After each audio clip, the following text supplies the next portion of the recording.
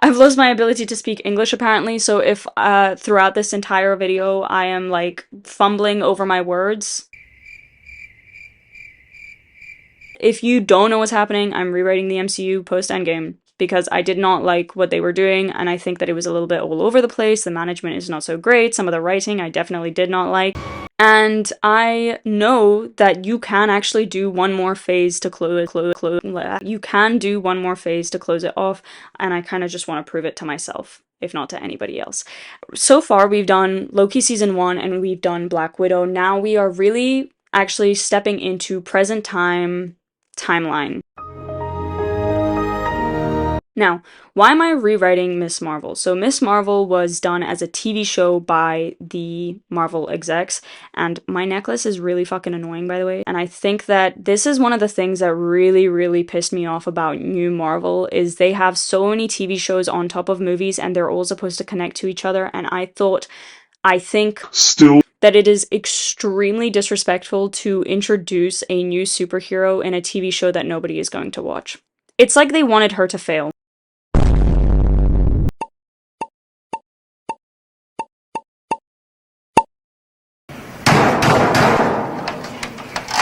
And mind you, they've done this with several new heroes. I can assure you right now, okay, you had the Marvels.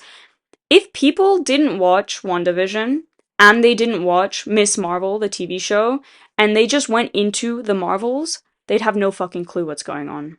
They would have no clue what's going on. They wouldn't know who 2 out of 3 of the main characters are, and you cannot do that. You cannot do that to your audience. I know that they're like, oh, well, if they're real, true fans, they would just sit down and watch a TV show.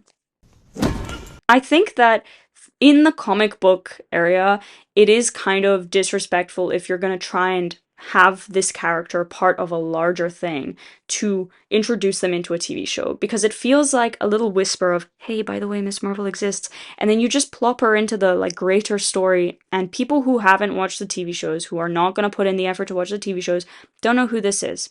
And you've done an injustice to a pretty cool character. What do I think of the TV show itself, though, as like far as story writing and TV show writing goes? I didn't think that it was bad. I think that a lot of people were being extremely fucking dramatic when they were saying that it was the worst thing that they have ever seen, when Multiverse of Madness exists right there. But I digress, okay? It was a pretty okay TV show, okay? I'm not saying that it deserves an Emmy, but I think that it was cute, I think that it was fun, and, you know, it had some pretty good action. The only things that I found a little bit was, for an introductory superhero kind of storyline, it was a little bit convoluted. Whoa. Suddenly, it was a little bit whoa, I don't know how to say convoluted. Convoluted. Give me a fucking second. How do I say convoluted? Convoluted. Whatever. I think that the TV show storyline was a little bit difficult. And not in, like, I'm not saying that it's, you know, way too smart for people to follow or understand. I think that as far as, you know, here's a new superhero and they've just got their powers, it's a little bit too much, okay? This whole, your family is a djinn, like, adjacent thing, and they come from a different universe, and now they're here, and you have a boy that you like who is part of that family, and they want to kill you because of some bangles. I think it's not a good idea to have a first superhero movie, like, what's it called? Whatever.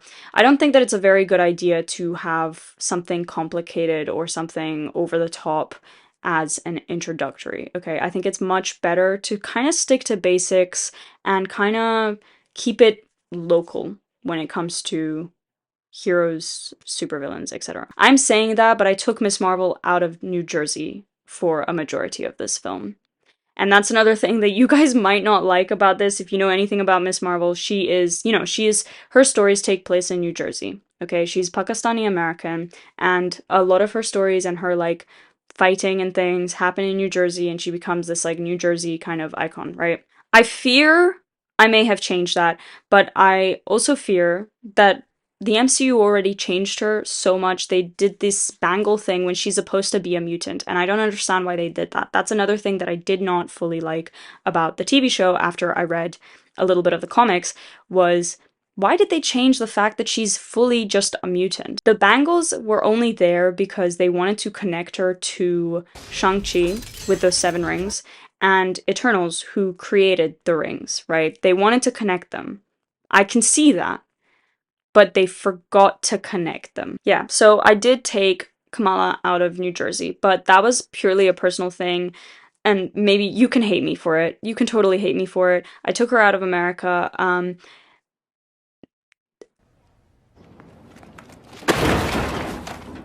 Because I have every single superhero movie takes place in America. Every single superhero movie takes place in America, and I kind of want to show off that it's greater than just America. It's greater than just this one fucking, place on the map, okay? I wanted to be a cowboy, baby. I wanted to be a cowboy, baby. She is Pakistani American. Why not also have, her powers and her self-discovery take place in Pakistan? I have made her a mutant, but I'm not doing the same powers that she has in the comics. If you don't know, in the comics, her powers are very much shape-shifting, and I do find it a little bit strange to have... No, I don't find it strange, because you could totally have a shapeshifter character, but I did like the way that they adapted her powers into the TV show, which was more of like a crystallization kind of thing. How does it feel? The only thing that I'm changing about her powers from the TV show is that they don't come from the bangles, and also they aren't blue. I'm making them golden, because I like the aesthetic of gold, especially when it comes to like a crystal kind of looking power. And there's this whole like sub thing about stars and her like grandma following stars and things in the TV show. Stars are golden to me, so I just like that a little bit more. Also, the villain has blue, and we gotta have some contrasts here, okay? Anyways, I'm just gonna get right into it, and we're gonna start talking about the actual plot, okay? Our first scene starts in a New Jersey high school. It's very quiet. It's giving the beginning of High School Musical. I think that's how High School Musical began. I have not watched it in a while. I did watch the second one. I did not watch the first one in a while. Summer. Where I was the only actress to understand all the roles in the entire season's repertoire. Quiet. Nobody is out in the halls, and suddenly the bell rings and all the children come out from the classrooms and start packing up and getting ready. It is the first day of summer. We zoom in on Kamala. She is our main character. She has a sketchbook open. She's drawing herself and she's drawing her friends, and they are all superheroes with Captain Marvel and all of these other superheroes. And she has this like title, Summer, like super excited, right? As she's walking, she nearly trips over something, and her friend Nakia suddenly shows up behind her and stops her from tripping. And they have this little like conversation where Nakia points out, if you really want to be a superhero, you should be more aware of your surroundings. And Kamala is like, I am extremely aware of my surroundings, thank you very much, okay? She is not aware of her surroundings. Last week, she nosedived into a bin. Is that a Mean Girls reference? Possibly. Will there be one more Mean Girls reference in this movie? Possibly. As they are walking through the halls, they kind of turn a corner and they find Bruno, their third friend, okay? And Bruno is packing up his stuff from his locker, and some bully kid, like, bumps his shoulder with him, right? Nakia's first instinct is to... Did I fucking say that word right? Instinct. Jesus Christ. Nakia's first instinct is to basically shout after the bully, and when the bully sees her, we can see that he kind of, like, gets scared because she knows him, and it kind of gets revealed later on that she tutors him, okay? And she has been tutoring this entire year to save up money for a special editions Lord of the Rings books. I made her a nerd because I think that this is a group of nerds, and sue me. Kamala kind of tells Bruno not to worry about it. Bruno brushes it off. This is not a new occurrence. He has been bullied several times before. He is regularly bullied. They start walking away and out of this hole. Whilst they're walking and talking, by the way, we see that there are these like superhero posters on the hallway walls, okay? And a majority of them are being ripped off by school officials or by people who have been hired to take them down, okay? Almost all of them. There's like Iron Man ripped off, Spider-Man ripped off, there is Captain Marvel ripped off. The only person who is staying up is Captain America. And I'm not talking Sam Wilson, I'm talking Steve Rogers. That's a surprise tool that can help us later. They walk out of the school, they get on their bikes, they start talking about summer plans. Bruno is hell-bent on having the best summer possible. He talks about how he's not going to stay trapped inside with Fred and Georgia, right? He is hell-bent on getting out of the house, going to parties, going to pool parties, gaming nights, cinema nights, and he's hell-bent on having it for this first week because Kamala is going to go away after this week. She's going to Pakistan. And he wants it to start tonight because Zoe, one of the most popular girls in school, has a party. And he really wants to go. Nakia laughs it off. She's like, yeah, okay, have fun with that. I am not going to do that. I'm going to go back home and I'm going to start reading my books. And he's like, boo, that sucks. When Nakia rides away on her bike, Bruno and Kamala kind of stay biking together for a little bit longer, and he basically begs her to come to the party with him. Kamala agrees in the end. And we have this opening scene, like, title sequence, which I think would be very much teenager coming of age kind of movie sequence. We have Don't Delete the Kisses by Wolf Alice playing over Kamala, basically riding away from Bruno through New Jersey, going back home. While she's riding away, I had this idea originally, and it is in the script for the first half, but it isn't in the second half because I entirely forgot about it. I had this idea originally that Kamala has a little Lizzie McGuire of a Captain Marvel. Wow, not hideous. Not style shock, but not hideous. And I did kind of include her for like maybe the first half, maybe not even the first half, maybe the first like third 3, 4, 5 pages or something before I forgot and just didn't bring it up again. So if you're reading it, ignore it. It's fine. Because that is one thing that I liked about the TV show was, she had all of these little drawings that were following her, and I thought I really, really love when 2D animation or just like, drawn, like it's a mixed media form, right? Can you tell that I love Roger Rabbit?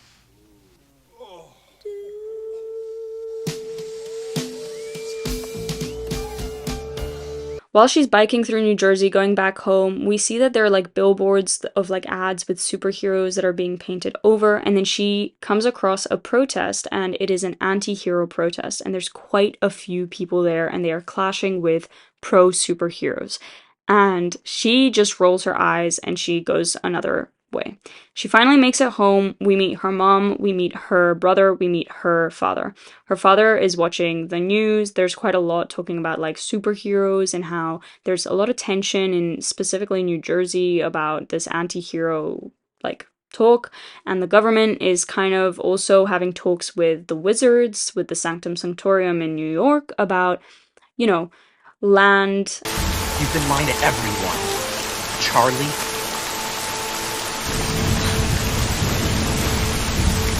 Yusuf is her dad.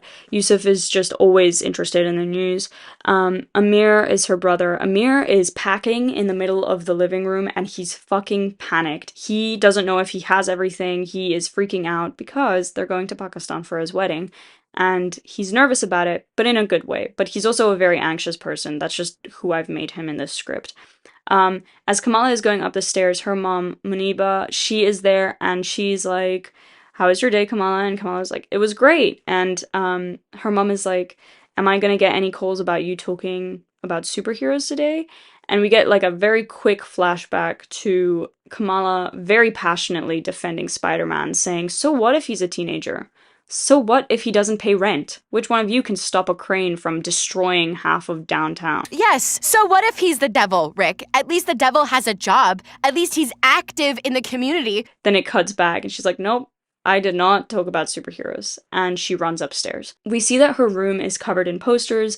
There's a bunch of like sketchbooks in her little drawer, and she throws her sketchbook in there and she uploads a little YouTube video like she did in the TV show. I think I still really like that aspect of Kamala Khan as a character, being very much obsessed with superheroes. And I think that it's really interesting to have a character who really likes superheroes in a world that is becoming increasingly anti-superhero. We have a dinner scene with Kamala and her family. We just get a little bit more exposition on how exactly anti-hero things are getting.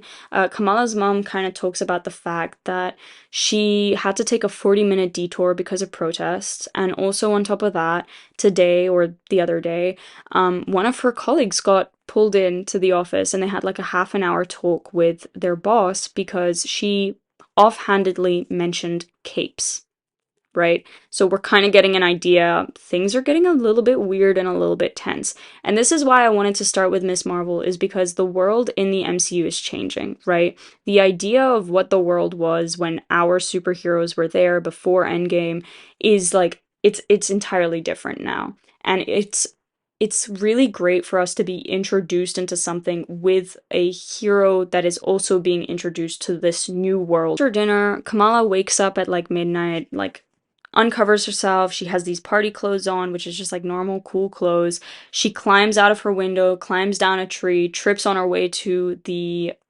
bike, gets on her bike, and rides all the way to Zoe's place. When she gets to Zoe's place, there is a massive party going on. It's very much like stereotypical teenage American high school party, okay? I've never been to one, but I'm sure we've all watched it on TV at some point, right? She gets inside, everybody is drunk, everybody's dancing. She finds Bruno. Bruno's like, let's find you something that isn't alcoholic. And they have this like small jump cut situation where it's him trying a bunch of different things. Like he drinks punch and he's like, nope, that's alcoholic. He bites into watermelon and it's alcoholic. He takes a grape and it's alcoholic. He opens up the fridge, finds juice or a water bottle, takes a sip, and he's like, that's also alcoholic. You know what?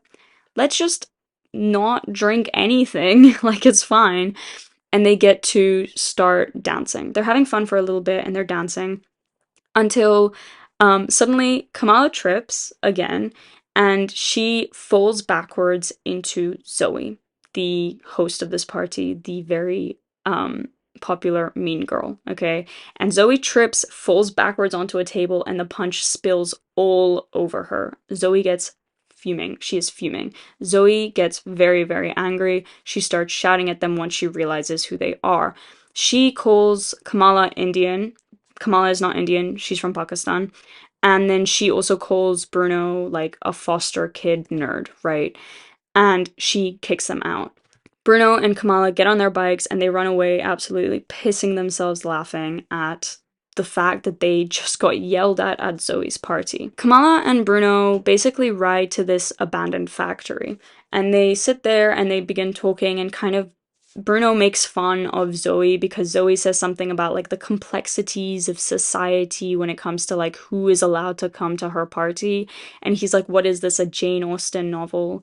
And he doesn't really like literature. Kamala like points this out, like, since when did you pay attention to English class? And he said, since I found out that I can choose whatever book I want to read next year if I did well enough, and I'm gonna choose H.G. Wells. And if you know anything about H.G. Wells or, you know, your literature, that is a little bit of an Easter egg for what's to come. They're at this factory and they kind of start talking and they're like, well, that's our fucking social standing if we ever had any. Absolutely out the window. It's fine, whatever.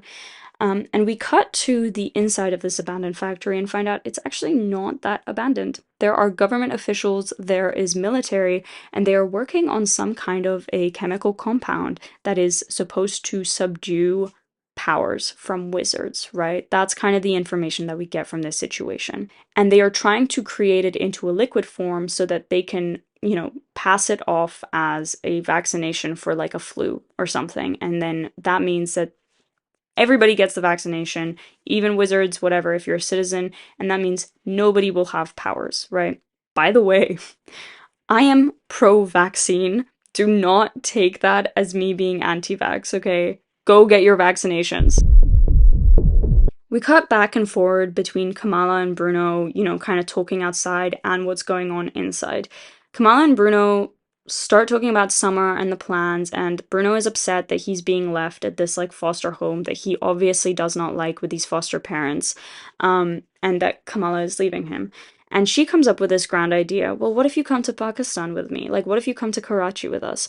I could totally like get my parents to get you tickets, etc. And he is not fully convinced on that. He's not convinced because he knows that there's going to be paperwork. He doesn't think that his foster parents would let him. He is not really sold on the idea. He uses the excuse of all of his experiments, his like little technology, which is something else that I don't know if I explained. It's something else that he does that we kind of have exposition to us, is that he has all of these little gadgets and all of these little pieces of technology that he likes to work on, right? So he tells her, I don't think that I can because all of my experiments are, here in New Jersey and I can't leave them. What if, somebody finds them? What if Fred or Georgia find them? And then what? I lose years of work or something. They kind of start to argue, but not really. It's not like an arguing on Kamala's part. It's Bruno becoming really defensive and really kind of scared and frightened of this idea that he would need to like go to Karachi and leave his technology and etc. etc. And Kamala, on the other hand, is just like trying to help him, right? She just wants to help him. And she doesn't understand why he's getting so defensive. Inside, meanwhile, they put this, chemical compound into this massive machine, and the machine starts to rattle like a washing machine when it's like spinning too fast, right?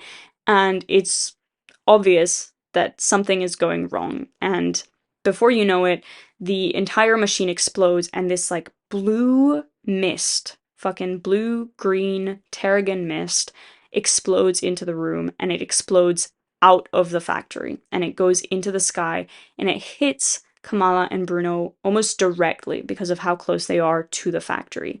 It's so thick. This mist is so thick, it seems to go on forever. Somehow, it just seems to keep multiplying within the air.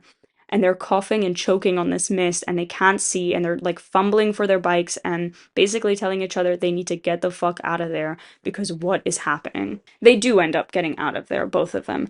They get on their bikes and they ride away and they sneak back home. Kamala, the next morning, wakes up to the sound of somebody banging on her door and calling her name. And when she wakes up, she notices that she's not sleeping on her bed, but she's sleeping on this like golden platform a meter off of her bed. When she notices that, after another like knock on her door and her name being called, she screams. The platform disappears. She bounces on her bed, off of her bed, onto the floor. It's her mother on the other side of the door. She's like, Kamala, I'm coming in. The door opens, and just as the door opens, Kamala manages to take the blanket off of her bed and wrap it around herself on the floor because she is still in her last night's party clothes. Kamala's mom comes in, super suspicious, sees her on the floor, is like, what are you doing there? And she's like, Kamala's like, this is my wake up routine. I don't know. This is normal. This is normal. Okay. Kamala's mom lets her know that she needs to get dressed immediately and she needs to get rid of the posters on her wall and come down immediately. Kamala kind of sighs and she's like, oh my god, that was a close one. She does not take down the posters in her bedroom, but she does go downstairs. And when she comes downstairs, she sees several unknown people who look very like professional, whatever. They're in these like weird suits and uniforms, and they are going through all of her stuff, like all of her family's things. They are going through their bookshelves, they're looking at like books, they look at all of these, they look at the hand of Fatima, and they like bin it. There's a bunch of different things, little statues and things that they look at it and they bin it, right? Amir is like walking around like, you can't do that, you can't take this stuff from us. And Yusuf is also like, hey, can we like talk about this? And Muniba is like, yeah, what is going on? Can we like please talk about this? And there is an agent that is in charge, right? And he's saying there is a new law. All super merchandise and paraphernalia must be confiscated for testing. And Yusuf is like, super? Like none of this is super. This is religion. This is our stuff, right? We don't have any super stuff here. And the agent goes, yeah, well, your religious items will be returned to you after we test them. They're too close to being super, right? Anything mythological, anything religious, anything super. Amir asks, okay, so what the fuck are you testing it for? What are you testing it for? And the agent says, okay, well, there was a chemical leak last night. You'll hear about it from the news in like an hour or so. And he basically runs them down. He's very much, it's like very violent the way that they're going around the place and taking things apart and checking things out and doing things. He has this tablet in front of him and he's like taking notes about everything that his agents are finding.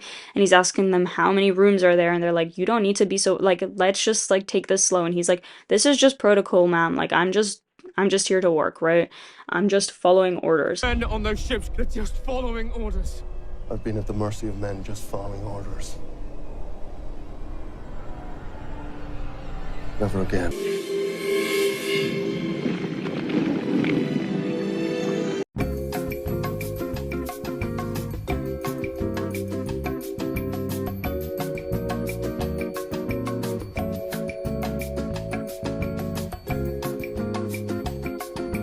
He also explains, you'll be given a tax, okay, so 50 off of standard fine if you're caught with blatant paraphernalia today, but afterwards it's 100%.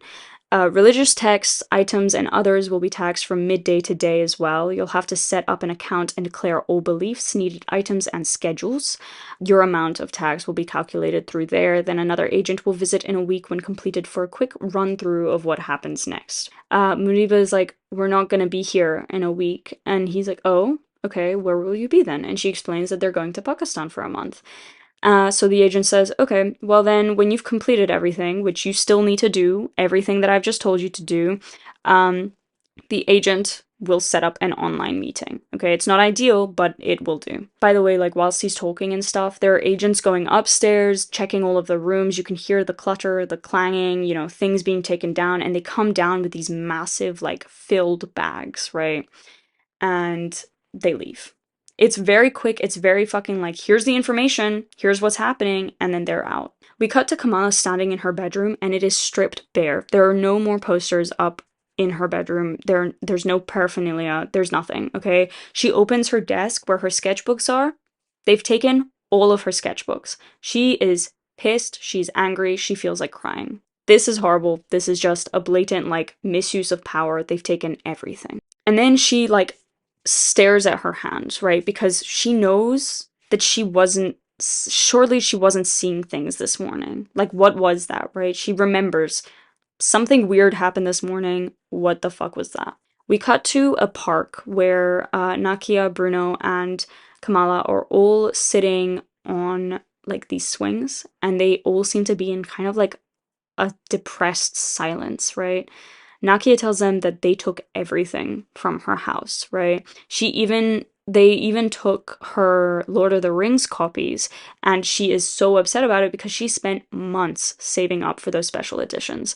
And Kamala says that they took her sketchbooks, right?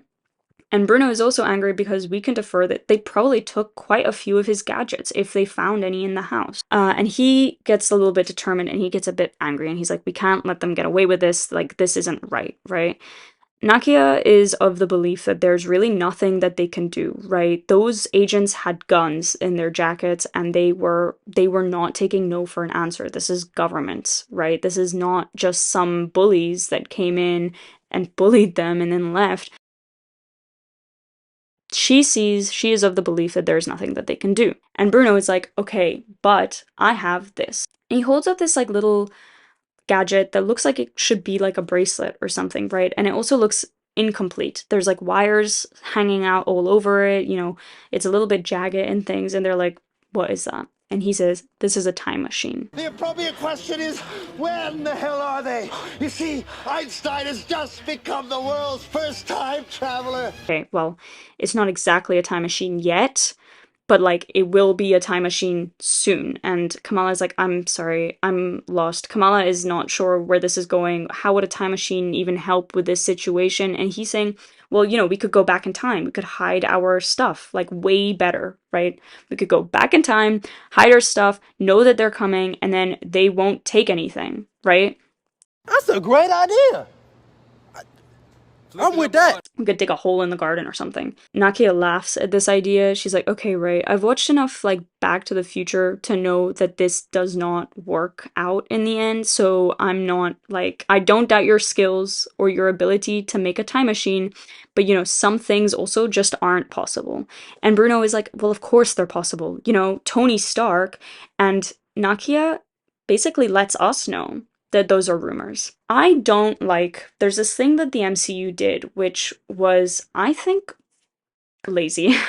I think it was lazy, actually, and I'm sorry, but they did this thing where they had, Ant-Man, I forgot what his name was, they had him write a book that basically went through the events of everything, and then he published it, and so now everybody in the world who has read this book, right, knows about every single detail of what happened in the movies. I don't like that. I do not like that. I think that you have a lot more fun with writing if you can keep your characters, some characters, in the dark about what's happened. Especially if you keep civilians in the dark about what's happened in space with superheroes and stuff, right? Let them see what they see physically. I like the idea that there are people who don't fully know what is happening with the superheroes. And this whole time machine thing, I think that that also needs to be really locked down. I think that it would be cool if it's just rumors that Tony Stark created a time machine, because otherwise people would be on that immediately. Don't you think that there would be an issue of people being like, time machine, like time machine, time machine? Let it be known that the time machine that Tony Stark created is just a rumor to civilians, to a majority of civilians, right? People don't fully know what happened in Endgame. They don't know. They just know that something happened, Tony Stark died, and half of the universe came back. So they have this argument, and Nakia's like, it's just rumors, and Bruno is like, well, superheroes exist, okay? They bend the rules of the universe all the time, fight, they destroy the city, they tear families apart, they ruined, he stutters, he kind of like holds himself back. Can't I try? Why should we leave it up to them? You know, there's people in our house now, and where are they? Where are the superheroes? And Nakia tells him to calm down, and we can see that he's kind of really, like, angry. He's a little bit tired, right? And he tells them that he didn't sleep, and he rubs an eye and he's like, I did not sleep.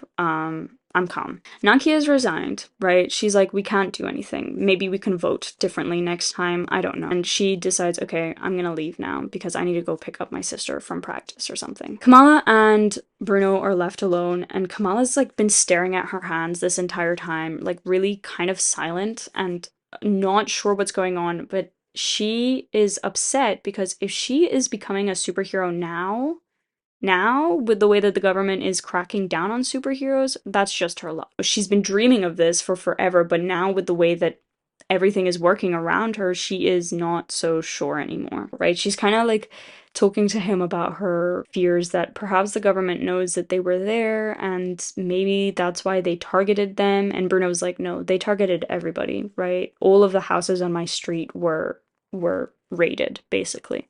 And Kamala is like, did anything weird happen to you after, like, maybe this morning, aside from the agents? And Bruno is like, you know, pretty much the same as every other house, you know, they took everything. They took away a few figurines, some of my books. And then he kind of reveals also that they sent another agent as well, which was an unexpected checkup on the foster house. And it was like some report stuff. And he's kind of nervous about this. And Kamala can see that something is a little bit weird.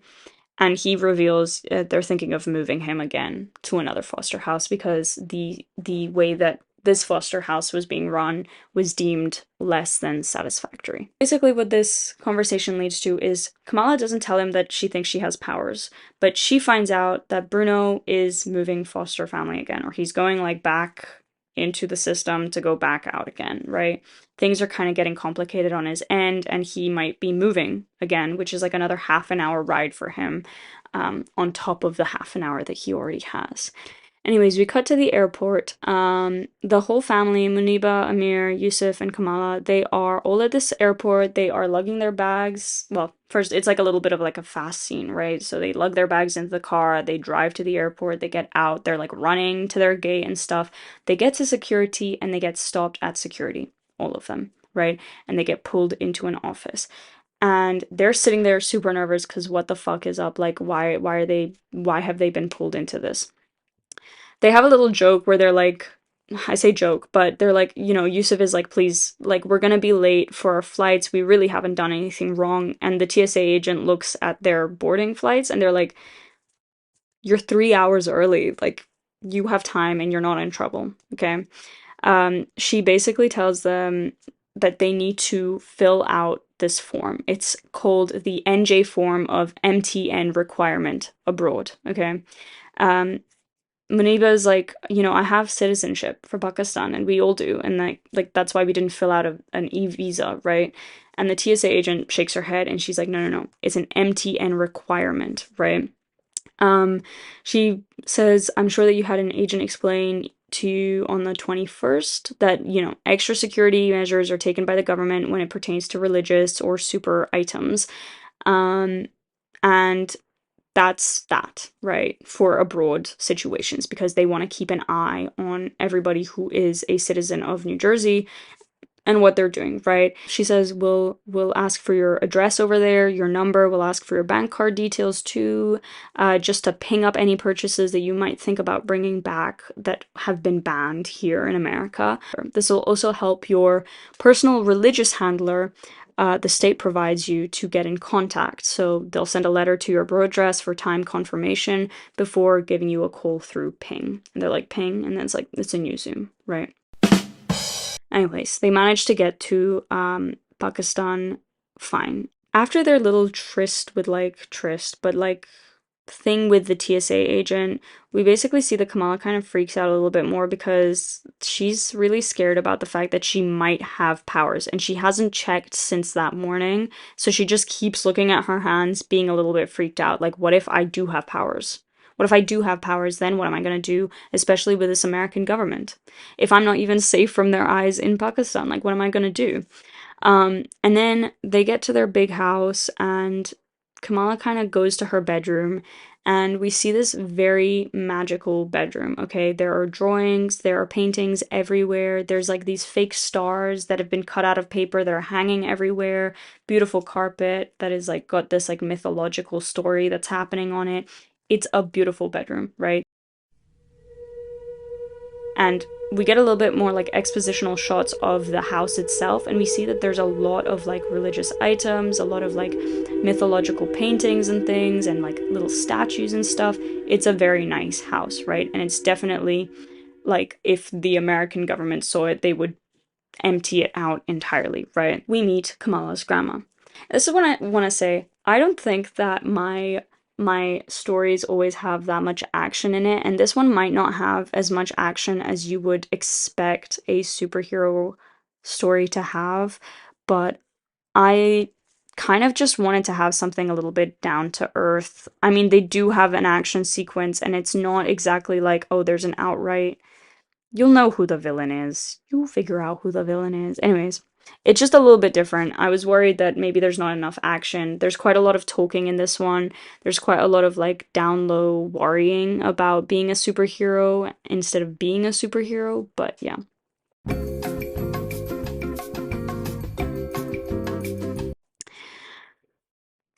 There's this dinner scene with Kamala and her family and her grandma, and at the dinner table, Kamala's grandma basically talks about superheroes, and she is talking about, actually, you know, back in my day, there were no superheroes.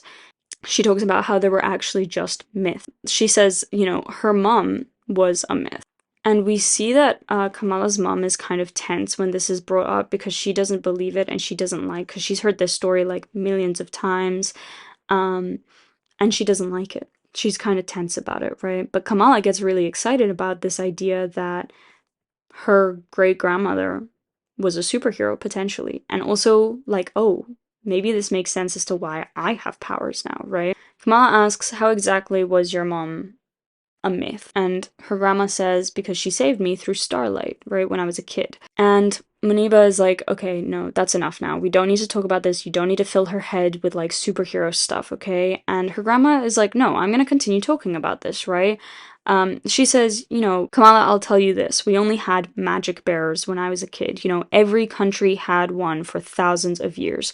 There were jinns, the Anga, Rock, Makara, Garuda, Odin, Zeus, you know, dragons, knights, wizards, witches, fae, unicorns, vampires, what have you. And now they are supers. America has supers. She says supers, superheroes, enemies, because one thing that they will do well is eat their own myths for state safety, Kamala. Your country is unnatural in its self-hatred, and it does anything it can to eradicate love, just as the British did. You know why they hate superheroes, Kamala? Why they hate our religion? Why they weaponize and villainize it?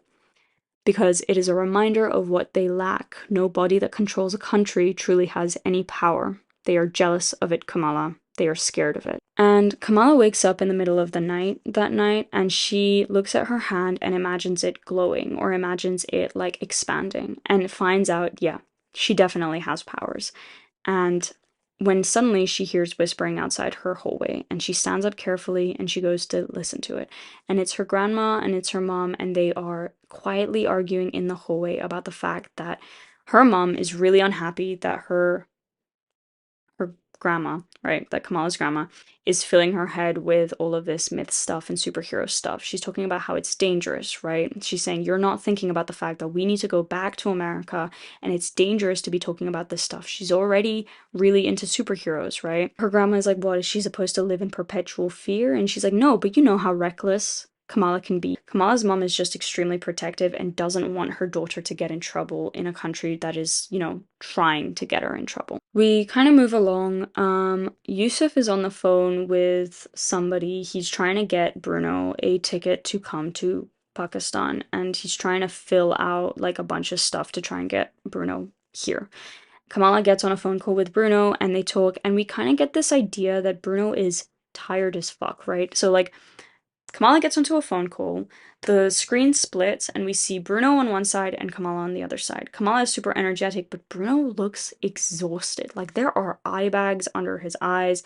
He looks like he hasn't slept in days. He is constantly rubbing at his eye, and he's also working on this little time machine gadget that he has really intently, right? He's barely paying attention to Kamala whilst they're on the phone. Hey, Goop, what's up? Cool binder. Hey, Goop, wanna come over to my house today? They all hated me. She lets him know that her dad is really trying to get him to come over. And he's like, oh, right, like that's gonna happen. Basically, by the end of this phone, we have an unrealistic thing where, yeah, he is actually approved to go to Pakistan. And it was a lot easier than they thought it was gonna be, right? And then we have a little fun, like, not montage, but like fast, quick scenes of Kamala basically spending the days with her mom and her family running errands, right? And while she's doing this as well, she is kind of like subtly using her powers to stop like pocket thieves, right? For example, like she trips them up with like manifesting a little block in their way or something, and they trip and they fall, right? And we continue having these shots where Kamala is secretly practicing her powers within her bedroom and testing it out, right? Like she's creating platforms and seeing if she can stand on them. She can. She's creating platforms and seeing how much weight exactly they can hold. So she's like piling on books and like plants and stuff until it finally cracks and everything falls, and she gets in trouble with her mom from down the stairs. And then finally she ends up meeting Nakia and Bruno at the airport. Bruno ended up coming to Pakistan with Nakia's family. And they go to the beach, and Kamala's like, okay, I need to tell you guys something, and I need you guys not to freak out. And at the beach, she tells them and shows them basically that she has powers.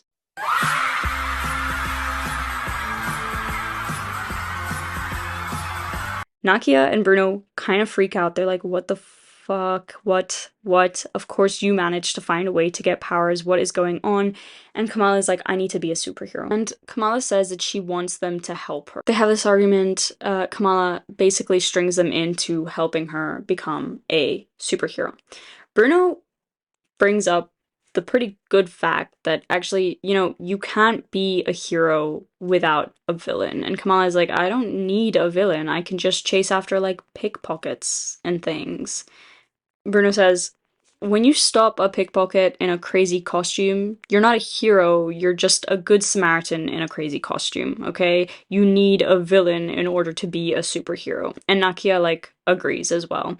And Bruno points out, okay, if you want to become or be known as a superhero, you need to save at least 10 people at once. Nakia comes up with the idea, since there isn't a supervillain in Karachi at present, why don't they just make a supervillain in Karachi? You know, make one. We just need a bit of tech from Bruno, you know, we can choreograph a fake fight where nobody gets hurt, but there is the illusion of people possibly nearly getting hurt, and you can come in and swoop in and save the day, and people will see that you saved the day, and then you will be a hero. It's like a CV, you know? Hey, check out my new resume. I made it into a fold-out brochure. You see?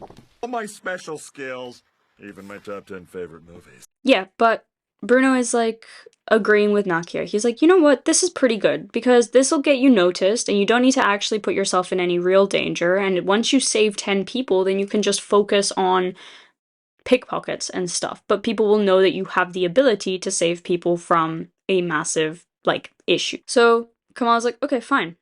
Then I need a costume, a name, and then you need a costume, power, and a name. And we need to do it before Amir's wedding because I'm not ruining Amir's wedding. And Bruno immediately comes up with a name for his supervillain. He says Discord. What do you mean Discord? He says, that's gonna be my name. And she's like, that's a stupid name.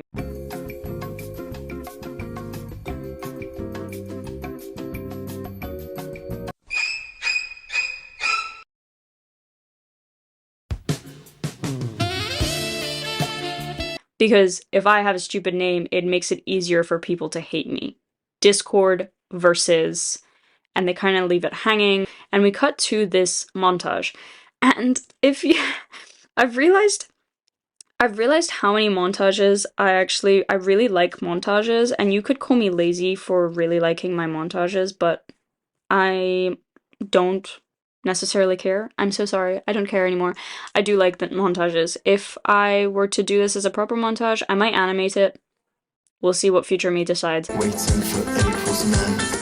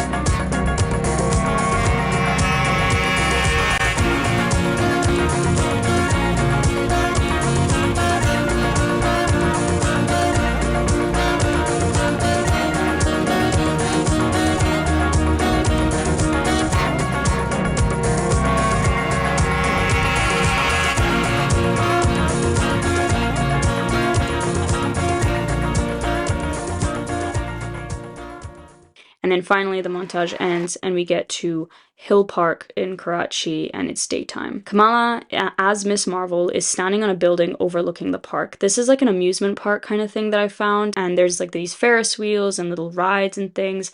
And I'm guessing it would be like a busy day on that day. Kamala is standing above this busy day and she's waiting for something to happen, and then suddenly a very big blue mist explodes over a section of the park. People are scurrying, freaking out a little bit, but they don't scream because they're not entirely sure what's happening. They just see this blue mist and they're like, okay, what the fuck is this? And from the mist, we see this body standing on top of a park attraction, and it's Discord. Truthfully, he does look a little bit menacing, despite the fact that it's the middle of the day.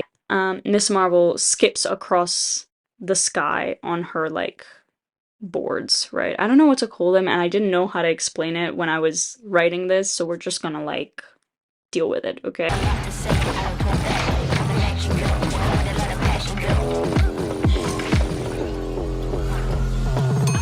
They have this fight and this dialogue that is obviously scripted between them, and they have this little theatrical kind of scene where they talk and they begin to fight. So fake punches are thrown and she fake punches him and she falls to the ground and people are confused and they're like, why are these people speaking English?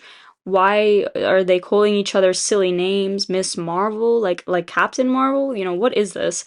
And Discord is saying, I want to destroy you and all of Karachi. And she strikes him with like a punch, a fake punch, and Discord shoots a laser beam towards Miss Marvel.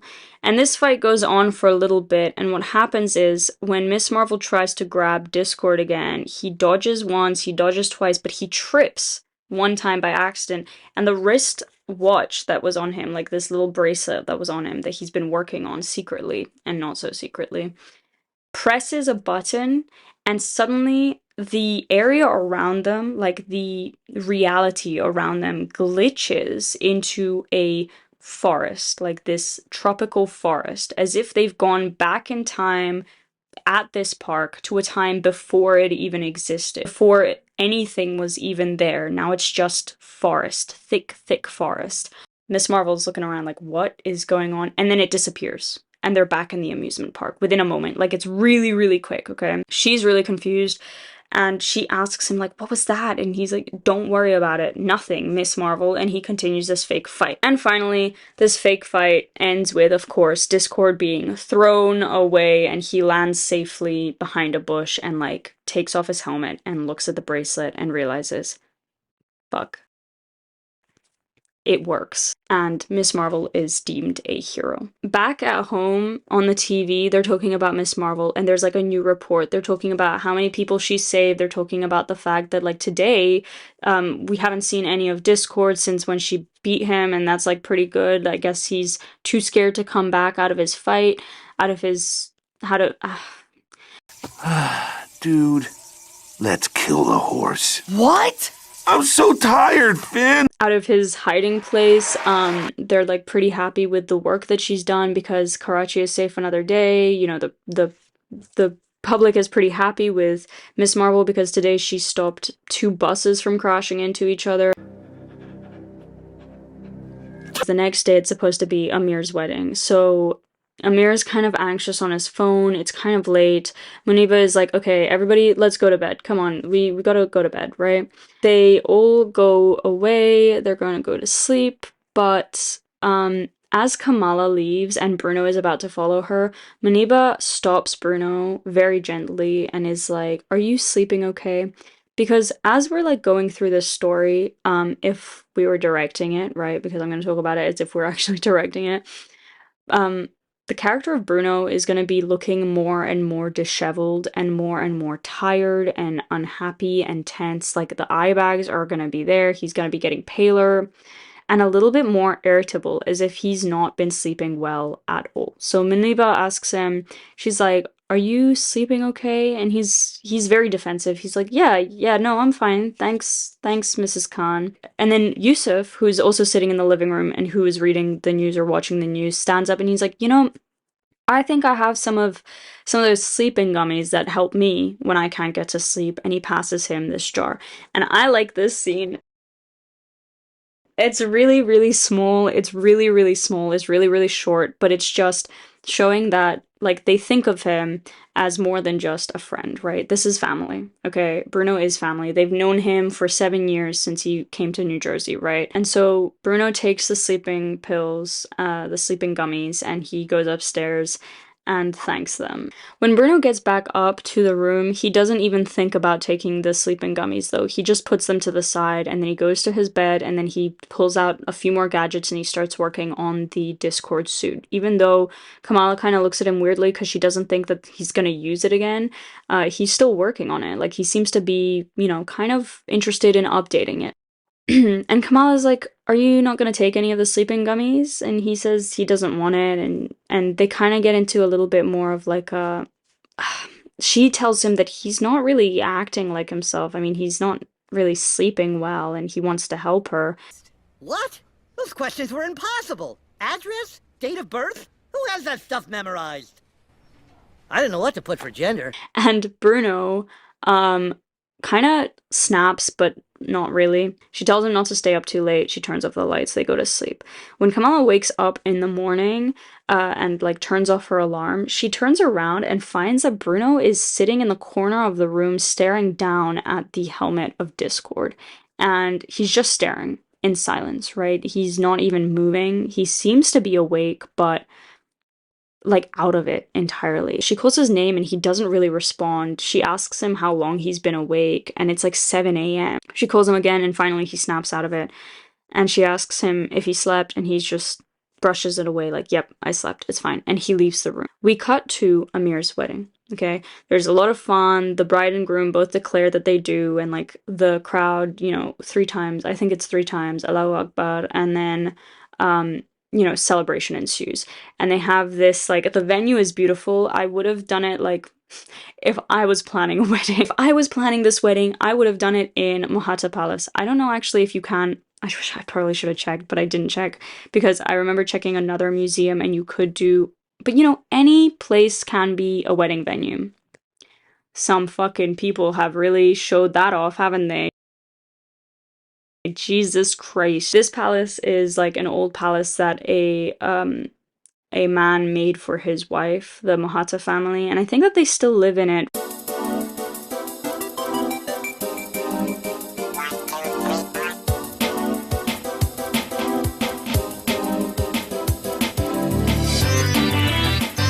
So the venue is like really gorgeous, you know, it's filled with guests. Kamala meets up with Nakia as the Mendi begins. So that's like, you know, during a Pakistani wedding when people go and they do like the dancing very similar to the Bollywood style. I found out that's called a Mendi, so that's really cool. So Nakia and Kamala have like their own performance later on, but for now Amir is watching as his mother and father dance in the group, right? And then Kamala goes to dance with Nakia and Bruno and a couple of other people, very similar to like the TV show, how they did the Mendi, but also, if I'm saying that incorrectly, I'm so sorry, but they start dancing, and for Kamala and Nakia, super fun. For everybody else in that, super fun. For Bruno, we kind of get a bit of an inkling of what it feels like for him to be in this stance, and he is not having fun, right? His head is whirling, he feels sick. There's like the subtle sound of screaming and panic and confusion and people calling their relatives' names in Spanish and people calling his name and telling him to stay calm, right? And he's not staying calm and he's trying to keep up with the dance. But as he's looking around, he can see that people are looking at him, right? Muniba is looking at him from the corner and she's talking to Yusuf, and they both seem like maybe he's just making it up in his head, but they seem a little bit worried and then angry. They look angry because that's how he's seeing it.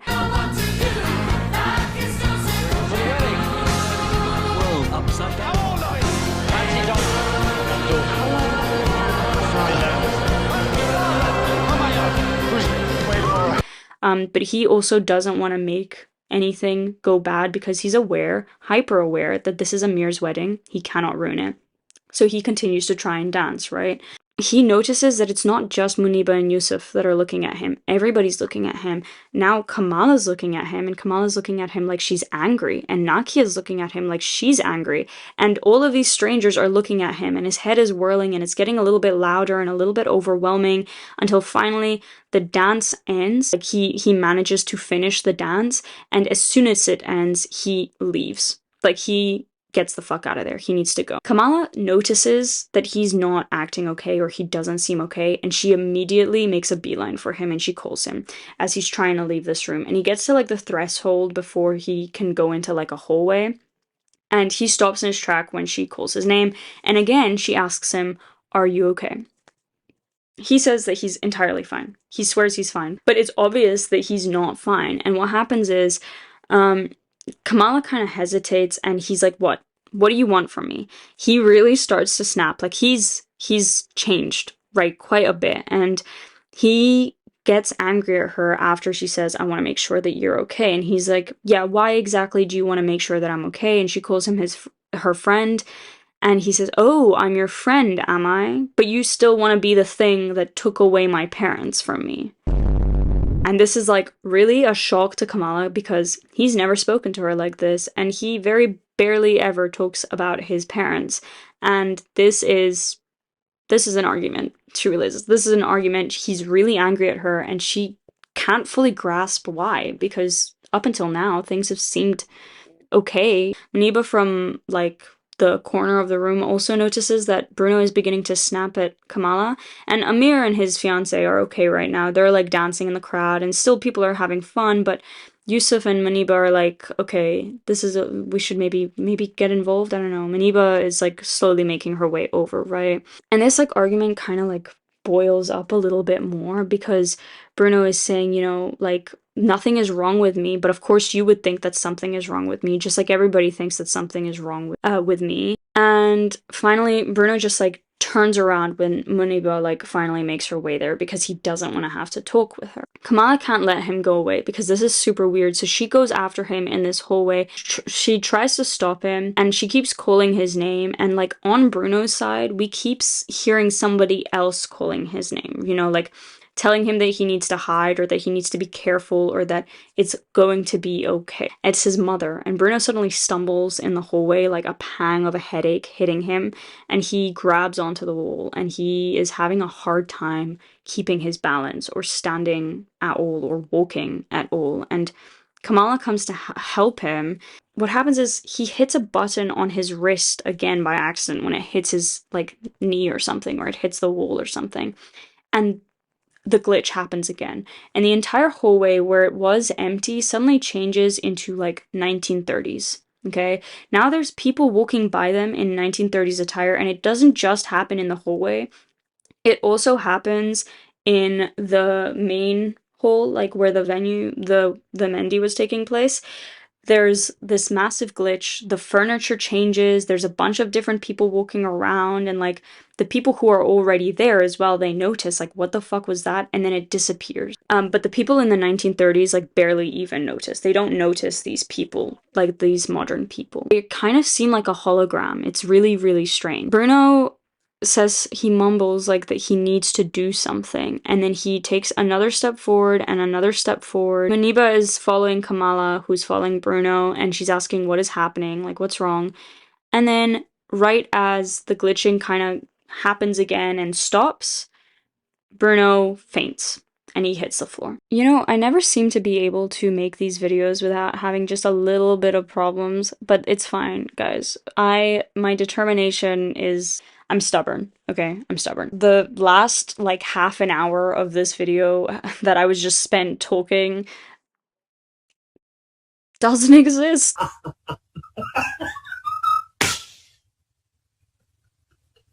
Hey. And before I start, somewhere in that half an hour, I told anybody who is a DC fan and doesn't know this, okay, if you like Batman, there is a Batman comic with the Scooby Gang and Dick Grayson. Anyways, continuation.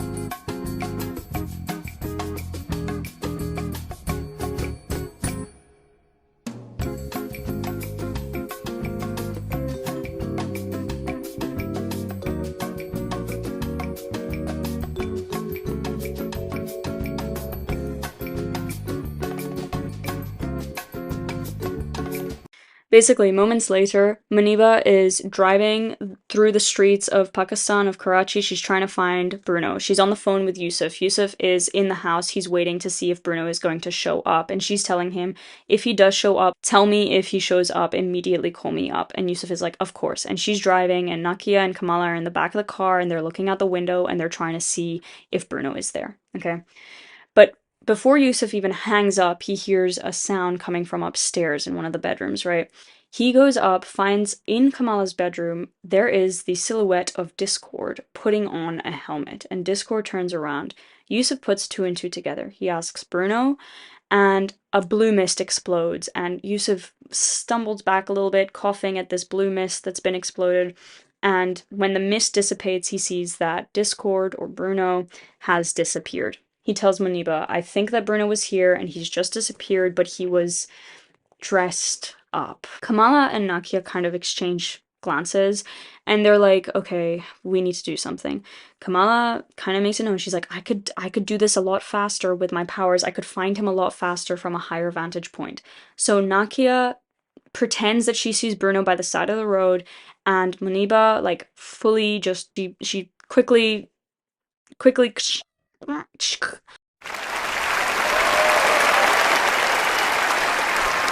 stops by the side of the road and gets out. And whilst they all get out, Kamala just flies away, basically. She doesn't fly, but, you know, she steps into the air, right? Kamala is in the air and she's looking around Karachi, and, you know, some areas are busy, some areas are quiet. She can't really see anything when all of a sudden a massive glitching explosion comes from the train station, right? And when she looks, there's this really weird thing happening, right? Which is the glitching has made the entire train station change. This is no longer the cantonment, I think that's how you say it, cantonment, train station in Pakistan, in Karachi. This is a train station in India during 1945 when people were, it was the mass migration, right, during the partition. This is something that the TV show did, which I really fucking loved, and my favorite episode was episode 5, I believe, of Miss Marvel, because they had this whole, like, backstory of you know, Kamala's family and the magic, and, you know, especially placed within India that is going through partition. So fucking interesting, and I really liked the way that they did that episode. Like, I really did like the way that they did that episode, and I would have loved to have seen just an entire fucking series based around that story. That would have been great. And I don't think that I did very well talking a lot about the partition in this movie. I wish that I could have done that better. If I were to rewrite this, I would try to include that more, but I did still want to include it somehow. But sadly, I didn't really succeed in that, and that's one of my failures in that, possibly. But right now what's happening is the glitching is changing into, like, this Indian train station during the partition when, like, massive amounts of people are trying to get on the last train out of India. And Kamala lands in this crowd, and right now it's kind of a weird mixture between being a hologram and physical. Like, some people are bumping against her, some people are walking right through her. They don't seem to fully notice her as she stands there, but she notices that there's this little girl who is calling after her mom, and she immediately recognizes and knows who it is. That's her grandma. And she sees this little girl following this, like, trail of stars, right? Suddenly, the glitching changes and the scene changes again. It is an entirely different train station now, right? It's not 1945 anymore. It's not India. What it is now it is Spain. It is 2018. It's the Atocha train station. And there's just the same amount of panic. There are so many people. And instead of people running to get a train or running away, they seem to be running, but they don't know what they're running from. And people are turning into dust. And the floor of the train station is, like, literally, there's just this thin layer of sand that Kamala is standing in. And she knows exactly what this is because she remembers the snap herself. The only difference is that her entire family in New Jersey was safe from the snap. She doesn't know what to do. when suddenly she hears somebody call out Bruno. It's a voice calling out Bruno, telling him to hide or to be careful or to not run away, right? It's all going to be okay. And she goes towards that voice, and suddenly the holograms stop being holograms as much. They become more physical, and she is struggling against bodies as she tries to follow this voice. She comes across this voice. She sees Bruno, but it's not her Bruno. She sees a 10-year-old Bruno stood in front of two parents who have just turned to dust in front of his face.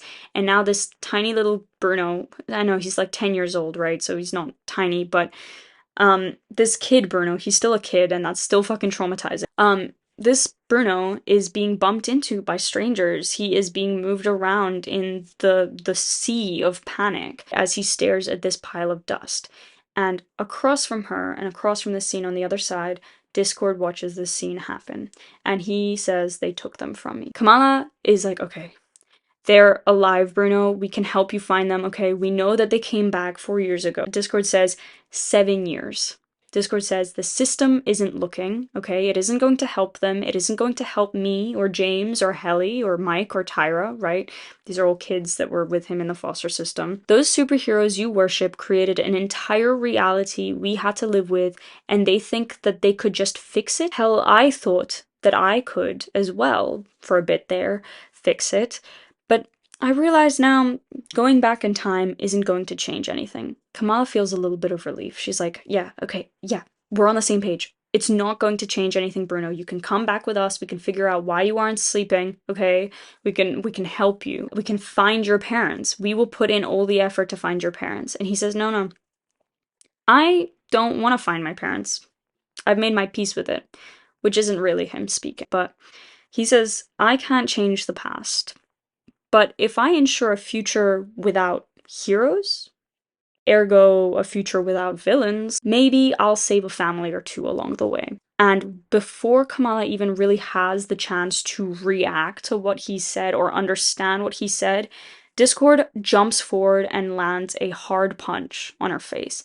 This is the first time Kamala has ever been punched, and let alone she's being punched by her best friend. So she staggers back, and when he goes to strike her again, she instinctively puts up a shield. He seems to have found these like fighting skills out of nowhere. It's almost as if he's been possessed by some kind of power to fight like this, and she has no idea what is happening. He takes his gauntlet, right? We found out from their like fake fight that he can shoot these little laser beams. And so he takes his gauntlet and rings off 3 powerful blue electric shots against Kamala's shield. Her shield cracks, she stumbles backwards even further, and he takes a quick press to his wrist device, and the scene changes. They are on a train track now, and there is a train coming straight for them. Kamala panics. She jumps on top, like over him and in front, and grabs him, and they jump up on top of the train, and the wrist watch presses again. The scene changes, and they are on top of a moving train, but no longer at that scene that they were in. They are now in the Alps. They are really high up on a mountain, and they are headed towards a tunnel. Discord struggles up onto his feet. Kamala struggles up onto her feet. She's freaking out. She has never been on top of a moving train before, let alone a moving train in the Alps heading towards a fucking tunnel, right? She's freaking out. Discord seems to be out of it, right? And he shoots at her, and she deflects it as quickly as she possibly can. She doesn't want to attack him because this is her best friend, right? Despite the fact that he's trying to attack her, she is hellbent on not attacking him, not hurting him, okay? She says, "Bruno, this isn't you, okay? There's something controlling you. There has to be something controlling you." And he replies, "I've never been more me." He shoots again as he walks towards her, and as the tunnel comes closer, Kamala doesn't think. She jumps, grabs him, and they both end up falling off of the train before they can get hit by the wall of, like, the tunnel, you know? You know what I'm talking about. They both fall off the train. They start falling through the air. In a panic, she presses his wrist button thing, the way that she's seen him do so many times, and the scene changes, and they both hit the floor with a grunt, and they find themselves back at the train station in Pakistan. It's mostly empty. Whoever was there sees them like fall like that, and they run away.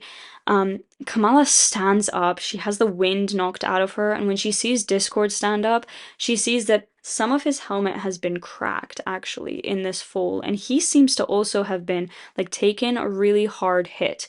and this is making him confused again. It's bringing a bit of Bruno to the surface. And he struggles for a moment. What's also happening at the same time, Muniba and Nakia are driving towards the train station because Muniba knows, like she knows that Kamala is Miss Marvel. She's been putting 2 and 2 together, and Kamala disappearing the way that she has, and this sudden glitching, and Yusuf saying that Bruno was in a dressed up costume just really does like confirm it, okay?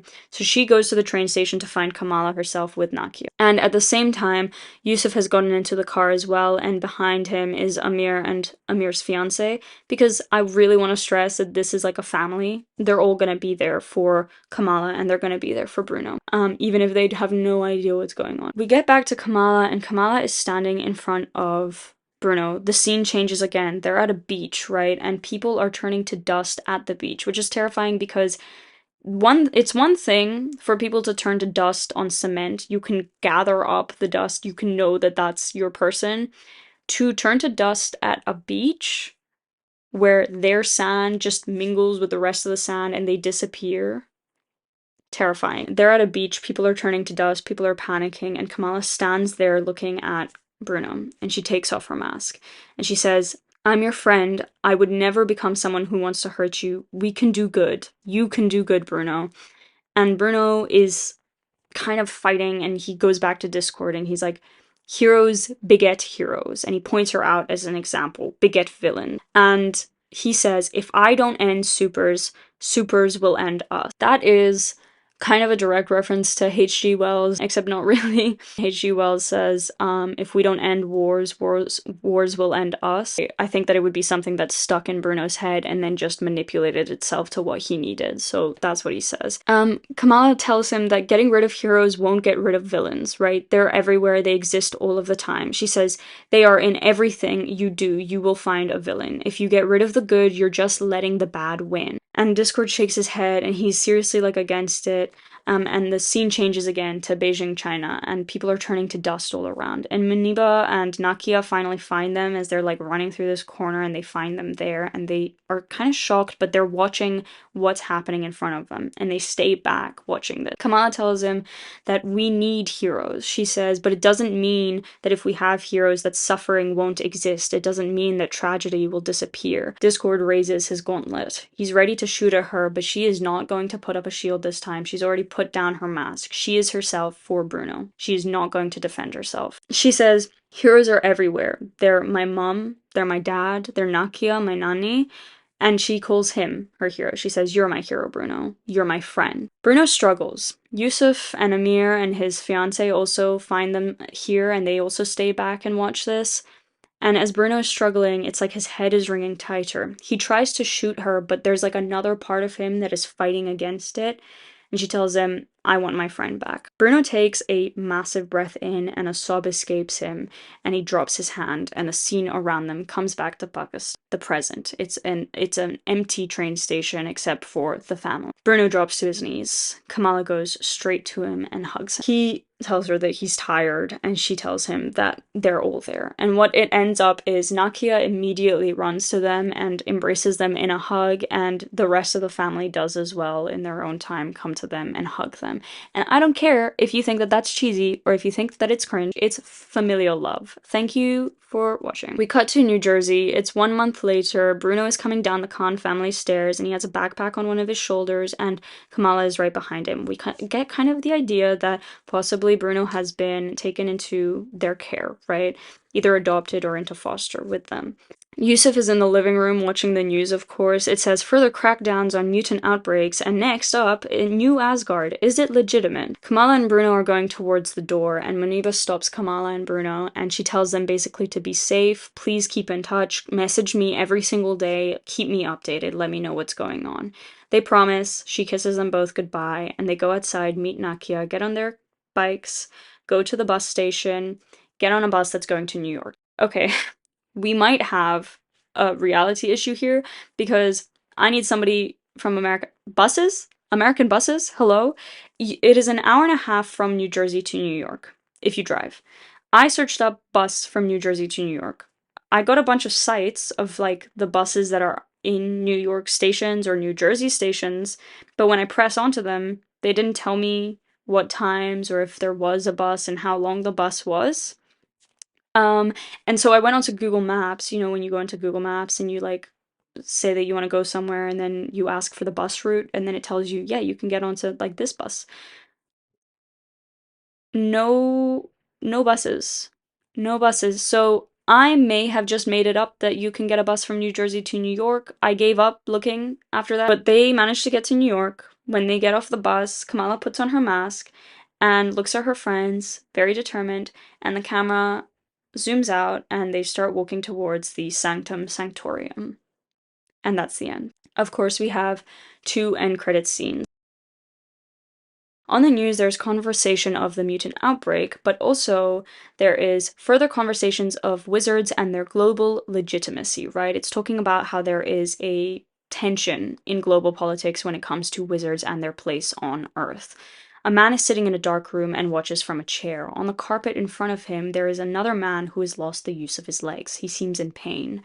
The man says, "You won't get away with this." He tries to get up, but the unknown man stands with his silhouette and steps on one of the other man's legs. We finally see the man's face as he stands above him. It's Mordo, Baron Mordo from Doctor Strange. He says, "I already have."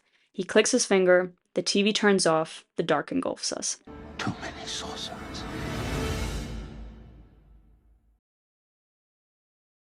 We are in a hospital waiting room. There is a woman reading a book on astrophysics sitting next to a child with his mother as he plays with a Thor figurine. The news is playing. There's a lot of news in this one, and there's probably going to be more news later on. But the news is saying, recent talks with New Asgard have turned ugly once again when the self-proclaimed king threatened Prime Minister Johann Strass in Parliament last night. The television shows an angry Thor pointing his finger at a disheveled-looking man in a suit. Thor is being held back by Valkyrie and a few others. He looks angry, and he looks a little bit different than we remember him. He has a long beard that has been plaited, he has long hair that has also been traditionally plaited, and he is buff. The book on astrophysics comes down ever so slightly to reveal 2 interested eyes, and a grave hum afterwards leaves this person's lips. A doctor comes out of one of the rooms. He says, "Jane Foster?" We go to the seat where she was sitting. The child now has a book in his lap, and he's going through it. And in her seat, where she was sitting, the little Thor figurine is standing in her place. That's that. So, thanks for watching. I hope that you enjoyed that. Before you go, if you have any money to donate, I'm not asking for money. I have a family from Gaza who needs money, right? As we know, the genocide has been like raging on for 2 years. Just to find food in the first place is extremely difficult, to find water, to find internet, to find electricity. But once you do find food, it's really fucking expensive, even for like a bag of flour, right? So people are trying to get out of Gaza. People are trying to survive within Gaza. If you have any money to spare, I'm giving you these scripts for free. Think about it as paying me by donating to them, okay? I'm not going to make anything. I'm not making any money out of this at current. And I would be extremely grateful if you could do that, because it would genuinely mean so much to me if you could do that. On top of that, you can read these scripts, like I just said. You can read these scripts. It'll be in the Google Drive down below. The only script that is not on there currently is the Black Widow script. I will keep you guys updated with that. For some reason, I hate the script so much, and I'm a little bit hesitant to put it out there. But maybe I just need to get over my fear of showing you guys my creations. So, yeah, you can read the script for free if you are thinking about going and reading it. And if you do go and read it, I hope that you enjoy it. And if you're not and you just wanted to watch this video, I hope that you enjoyed it. I will see you guys next time for Thor 4. Bye!